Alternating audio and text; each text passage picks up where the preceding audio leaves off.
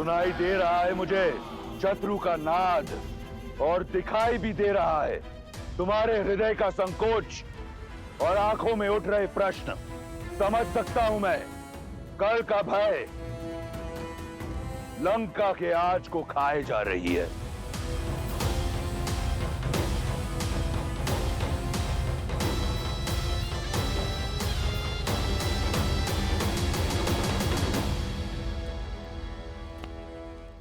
अब एक प्रश्न मेरा, क्या है लंका? एक द्वीप, एक सोने की नगरी, या हमारा घर? राक्षसों के बल का पर्याय है लंका। 10 लोकों पर एक छत्र राज करने वाली शक्ति है लंका। इस संसार रूपी वन में शेख की मांद है लंका। और जो तुम सुन रहे हो, यह हमारे शत्रु की जय जयकार नहीं, षड्यंत्र है देवों का। उनसे हम राक्षसों की उन्नति देखी नहीं जाती। जो हो रहा है यह पहली बार नहीं हो रहा है। इससे पहले भी लंका को छीनकर देवों के दास कुबेर को दे दिया गया, जिससे छीनकर पुनः मैंने पाया। मैं जानता हूं तुम्हारे हृदय में भय है कि क्या होगा लंका के आने वाले कल में, परंतु तनिक सोचो, क्या था लंका का बीता हुआ कल? हम राक्षस अभाव में जी रहे थे।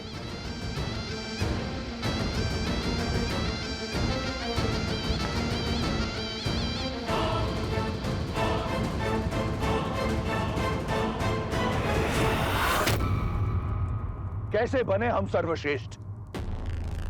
भाग्य से, संजोग से नहीं, प्रयास से, प्रहार से लंका लंका बनी। क्योंकि मैंने कभी आने वाले कल के बारे में नहीं सोचा। मैंने वर्तमान को सर्वश्रेष्ठ बनाया अपने संघर्ष से, अपने रक्त से। और आज एक बार फिर एक संघर्ष हमारे समक्ष है। गीदड़ों के कोलाहल से सिंह अपने मांद में छिपा नहीं करते, और ना ही वन छोड़कर जाया करते हैं। वो गीदड़ों को तुरंत अंत देते हैं। और वही होगा उस वनवासी और उसकी मरकटों की भीड़ के साथ। ये संसार मुझे अभिमानी समझता है। हां, हूं मैं अभिमानी। अभिमान है मुझे मेरी लंका पर, मेरे लंका वासियों पर, कि मेरी लंका में हर राक्षस के पास सर पर छत है, थाली में भोजन है, पहनने को वस्त्र है। अभिमान है मुझे कि मेरी लंका में कोई दारिद्रता नहीं। अभिमान है कि छल से अग्निकांड करने के बाद जब उस वनवासी ने सोचा कि रावण और उसकी लंका घुटने टेक देगी, तो मेरे लंका वासियों ने रातों रात लंका दोबारा खड़ी कर दी।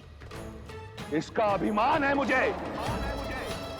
और अब सज हो जाओ अपने वीरों का प्रतिशोध लेने के लिए, अपनी प्रजा की रक्षा करने के लिए। इसलिए मेरे लंका वासियों, भाई को अपने हृदय से निकाल दो। जिसे तुम आपदा समझ रहे हो, वो अवसर है। इस संपूर्ण संसार को हम राक्षसों के बल से एक बार फिर अवगत कराने का अवसर। उन देवताओं को मुंह तोड़ जवाब देने का अवसर। बहुत समय बीत गया, ये संसार रावण और उसके बल को भूल गया है। हम उन्हें स्मरण कराएंगे कि कौन है लंका और कौन है रावण।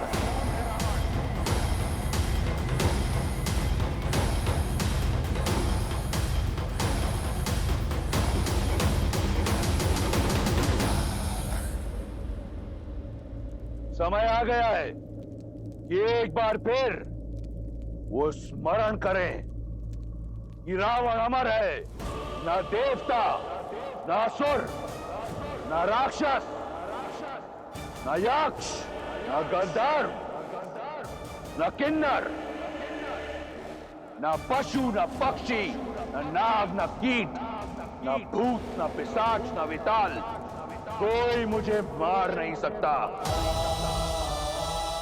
अजय हूं मैं।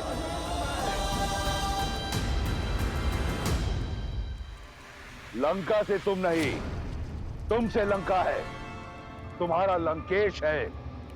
समय आ गया है, अपनी शक्तियों को पहचानो। हम राक्षस महादेव के भक्त हैं, ना चिंता, ना भय। बोलो महादेव की जय। समय आ गया है, अपनी इस नगरी को शत्रु के रक्त से लाल रंग डालो। महादेव का नाम लेकर मृत्यु का महातांडव रचे। उन्हें लगता है कि लंका एक द्वीप है,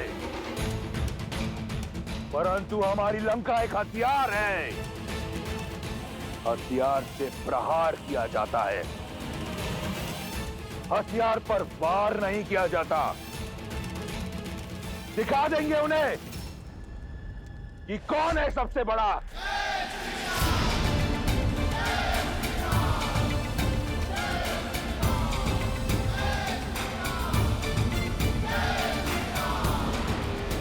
अब इसका उत्तर मैं नहीं, तुम सब दोगे।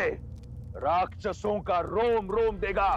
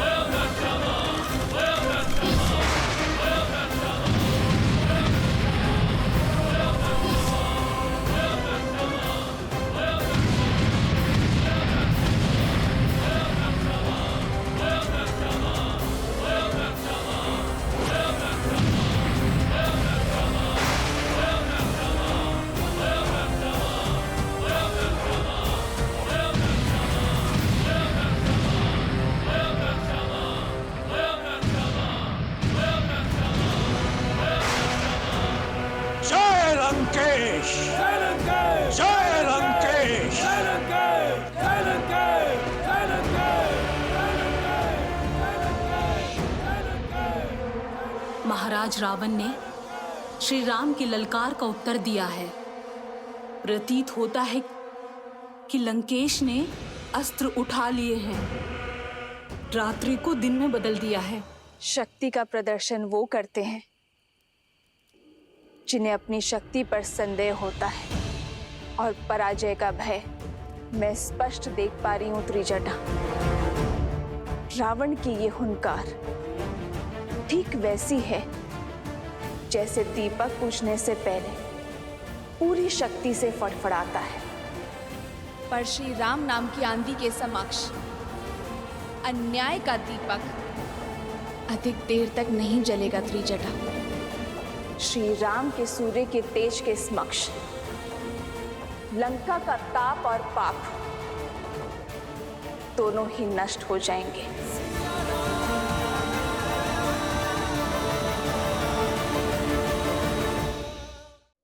वानर वीरों, शत्रु सज्ज है और शक्तिशाली भी, किंतु हमें उनका शक्ति प्रदर्शन देख स्वयं की शक्ति पर संदेह नहीं करना है।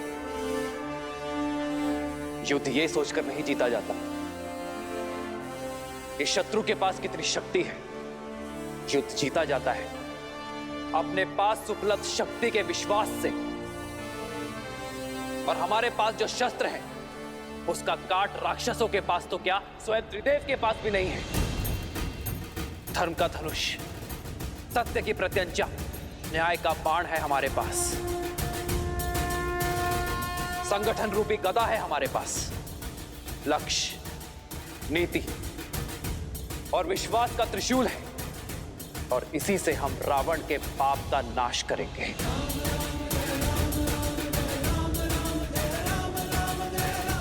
इस अंधेरी रात से घबराना नहीं मेरे वानर वीरों। ये अंधेरी रात प्रतीक है कल के तेज की।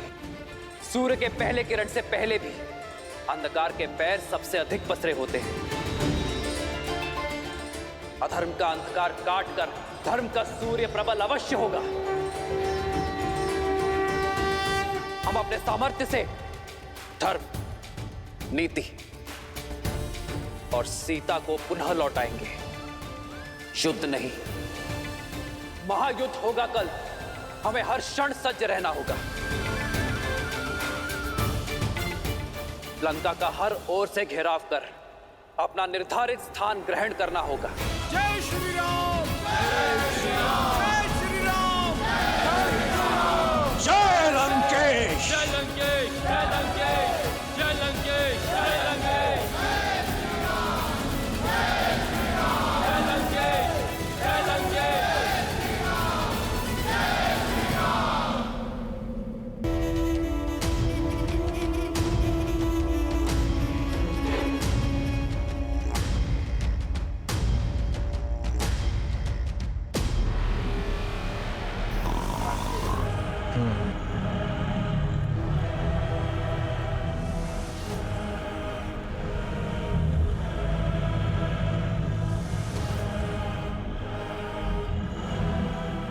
कुंभकर्ण के जागने में कितना समय शेष है? 6 दिन महाराज। इतना समय नहीं है मेरे पास। उठाओ इसे। लंका और लंकेश को इसकी आवश्यकता है। हम दोनों भाई जब युद्ध भूमि में उतरेंगे तो अजयी हैं हम। क्षमा कीजिए महाराज, किंतु कुंभकर्ण के वरदान के अनुसार उनकी 6 माह की निद्रा पूरी होने के बाद ही वो अगले 6 माह तक अजय है। किंतु उसमें अभी 6 दिन शेष है महाराज। इसलिए इनका अभी 5 दिन और सोए रहना ही उचित होगा। पहले जागे तो अमृतत्व छिन जाएगा। 5 दिन तो क्या, मैं 5 क्षण नहीं रुक सकता प्रहस्त। हमारा शत्रु द्वार पर है और युद्ध हमारे शीश पर। सोने दो इसे। उस वनवासी और उसके मरकटों का अध्याय मैं स्वयं ही युद्ध के पहले दिन समाप्त कर दूंगा। क्षमा कीजिएगा पिताश्री, किंतु आज आपने ये सिद्ध कर दिया कि आपका ये पुत्र आपके लिए कितना महत्वहीन है।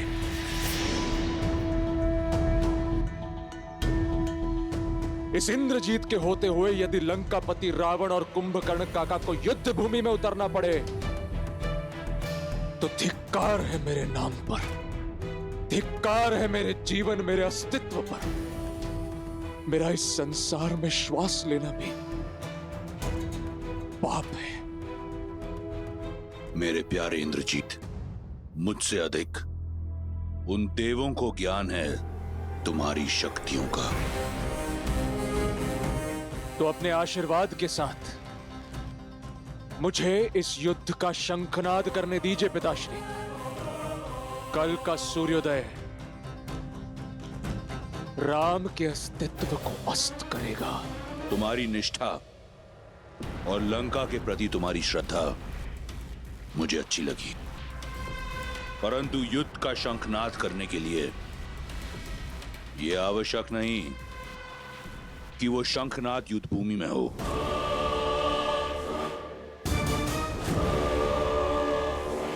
मेरे मन में एक योजना है।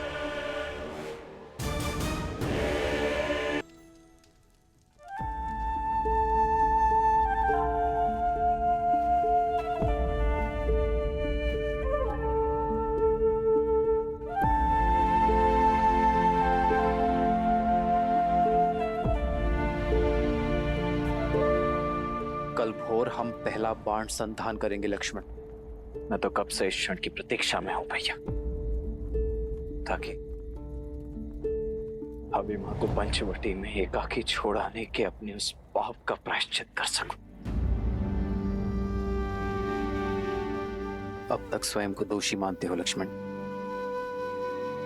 लक्ष्मण, यदि तुम्हारा साथ और विश्वास ना होता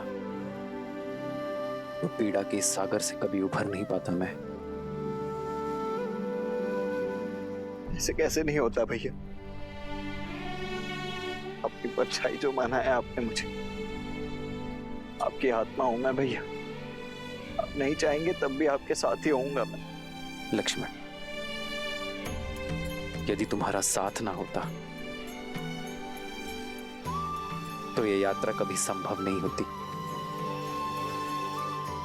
मेरा साथ कभी मत छोड़ना मेरे भाई।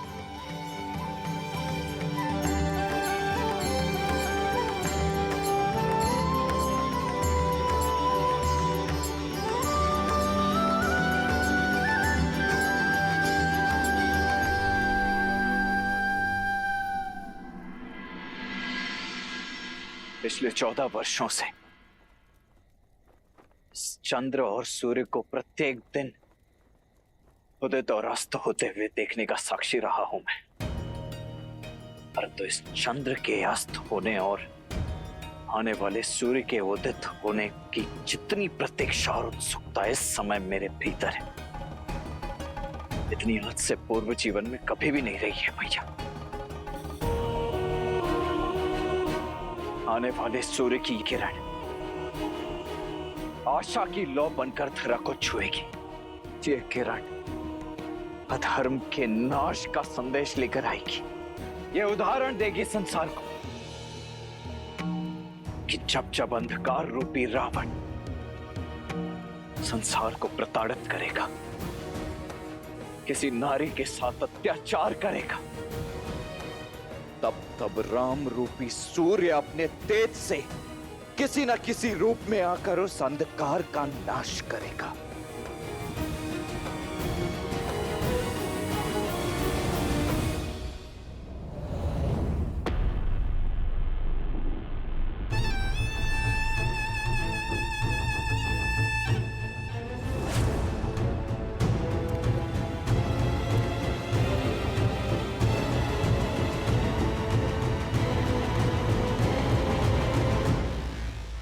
अंततः वह समय आ ही गया जिसकी प्रतीक्षा न जाने कब से कर रहा हूं। अपनी स्वर्ण लंका को राम के रक्त से, अपनी स्वर्ण लंका को लाल रंग दूंगा, जिसके बाद सीता मेरी होगी। यदि तुम मेरे आनंद को भंग करने आई हो तो मौन रहना। मेरे समझाने और आपके समझने का अवसर जा चुका है लंकेश। फिर क्यों आई हो? आपसे कुछ मांगने आई हूँ। पटरानी के पद के अतिरिक्त कुछ भी मांगना हो, क्योंकि वो सीता का होगा। पद का लोभ ना मुझे पहले था लंकेश, और ना अब है। आपसे एक वचन चाहिए कि अब इस युद्ध में मेरे किसी पुत्र की बलि नहीं चढ़ाएंगे आप। मौन क्यों है? दीजिए वचन। तुम मायासुर की ही पुत्री हो ना, या किसी मनुष्य की जिसे उन्होंने पाला? अपने हाव भाव देखो, बिल्कुल मनुष्यों की भांति। कभी सोचा है तुमने? राम और सीता से मेरा कोई सरोकार नहीं था। उसने मेरी बहन की नाक काटी उसी के दंड स्वरूप सीता यहां है। और आज एक बार फिर उसने लंका पर युद्ध का शंखनाद किया है। और वचन देता हूं, मैं उसे लंका की धूल चटा दूंगा। तुम लंका की रानी हो, तनिक सोचो। तुम्हारे पुत्र, तुम्हारे पति से कई बड़ी लंका है। लंका से बढ़कर कुछ नहीं। कदाचित यही सोच आपकी होनी चाहिए लंकेश। अपने लिए ना सोचकर अपनी लंका के लिए सोचा होता, अपनी प्रजा के लिए सोचा होता आपने, तो आज ये महायुद्ध लंका के द्वार पर खड़ा नहीं होता लंकेश। स्वार्थी तो आप है लंकेश, जो एक पर स्त्री को अपनी बनाने के लिए लंका में लाखों विधवाएं भर देने के लिए सज है आप। मैंने कहा एकांत।